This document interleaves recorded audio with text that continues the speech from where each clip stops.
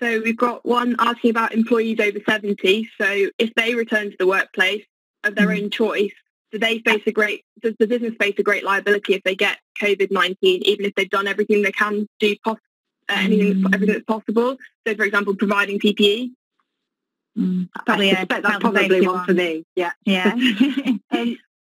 So I think what's really important to take away from health and safety legislation is that you have to do all that is reasonably practicable.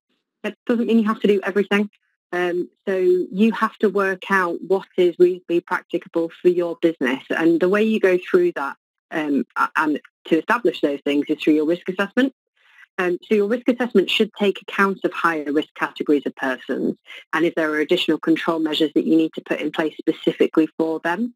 So it could be that you have higher risk individuals, be it because of their age or underlying vulnerabilities, working in a particular location, so much further away from others on a particular floor, for example. They could have their own start and end times, even if it's only 10 minutes either side of the other shift pattern start times. Important that they have their own equipment, important that they have required PPE, which could be additional to the PPE required for others, but ultimately you can't reduce the risk to zero. So as long as you can demonstrate by your risk assessment that you've done all that was reasonably practicable on an objective basis, you'll have discharged your obligations. So that is identifying the risk, putting in place control measures to minimise that risk as far as possible. And that is all that can be expected of you. You can't protect everybody from this disease. It's not possible.